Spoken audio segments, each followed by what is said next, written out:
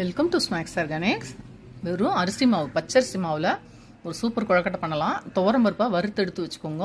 அது கூட நெடக்கடலை பருப்பையும் வறுத்து தோல் நீக்கி எடுத்து வச்சுக்கோங்க.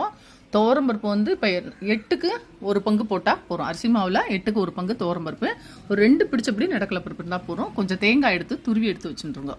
கடுகு உளுந்தம் பருப்பு எப்பவும் போல தாளிச்சு கொட்டுறதெல்லாம் தாளிச்சு கொட்டிட்டு, இஞ்சி பச்சை மிளகாவும் சேர்த்துட்டு, ஒரு மிளகாவத்தலும் சேர்த்துட்டு தாளிச்சு கொட்டிட்டு, அந்த ரெண்டையும் ஒன்றா திரிச்ச பொடியை வந்து நீங்கள் மிக்சியில் போட்டுட்டு இதில் போட்டு வறுத்து எடுத்துக்கோங்க. 1 பங்குக்கு 1.5 பங்கு தண்ணி சரியாக இருக்கும்.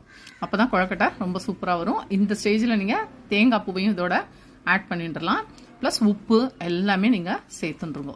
சேர்த்து நல்லா தழதலன்னு கொதிச்சதுக்கப்புறம் தான் நம்ம அரிசி மாவு போட்டு கிண்ட போகிறோம். அந்த பச்சரிசி மாவு வந்து களைஞ்சி காய போட்டு திரித்து சலிச்சு எடுத்துட்டு வறுத்து வச்சுட்டுருக்கேன் நான்.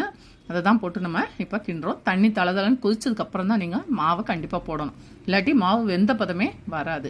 அந்த துவரம் பருப்பெல்லாம் திரிக்கும் போது முதல்ல துவரம் பருப்பை 2-3 ஓட்டு ஓட்டின்ட்டு அப்புறமா நெடக்கல்ல போட்டு ஒரு ஓட்டு ஓட்டுங்க. ஏன்னா நெடக்கலையும் சேர்த்து திரிச்சல்னா எண்ணெய் கசிய ஆரம்பிச்சிடும். அதுக்கப்புறம் வேணுங்கிற அளவுக்கு எண்ணெய் விட்டுட்டு நல்லா பிரட்டி எடுங்க. சூப்பராக வெந்து வந்துடும். அதுக்கப்புறம் நல்லா பிரட்டிட்டு ஒன்று போல் சேர்ந்த மாதிரி கரண்டியால் கிண்டி எடுத்துட்டு அடுப்பு அணைச்சிட்டு ஒரு 10 நிமிஷம் மூடி வச்சுருங்க. மூடி வச்சுட்டு திறந்து பார்த்தீங்கன்னா மாவு சரியான பதத்தில் இருக்கும். அந்த குழக்கட்டை மாவு கையால் நீங்கள் குழக்கட்டை பிடிச்சி ஏட்டில் வந்து ஒரு 8லேருந்து 10 நிமிஷம் வச்சா போதும். 8 நிமிஷமே தாராளம். ஏன்னா முதலே வெந்துடுறது இல்லையா மாவு. அதனால் ஒரு அருமையான குழக்கட்டை நீங்கள் மார்னிங்க்கும் பிரேக்ஃபாஸ்ட்டுக்கும் ரெடி பண்ணலாம், இல்லை ஈவினிங் டின்னருக்கும் நைட்டு டின்னருக்கும் ரெடி பண்ணலாம். ரொம்ப ரொம்ப சூப்பராக இருக்கும். ஹெல்த்தியாகவும் இருக்கும்.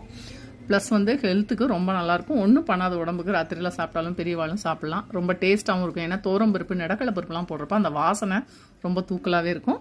ஒரு முறை இந்த மாதிரி செய்யுங்க. தேங்காய் சட்னி இதுக்கு தொட்டுக்கிறதுக்கு ரொம்ப எக்ஸலண்ட்டாக இருக்கும். பார்த்துக்கோங்க. ஆற்றுல செஞ்சுட்டு எனக்கு கமெண்ட்ஸ் போடுங்க. லைக் பண்ணி ஷேர் பண்ணி கமெண்ட்ஸ் போடுங்க. தேங்க்யூ.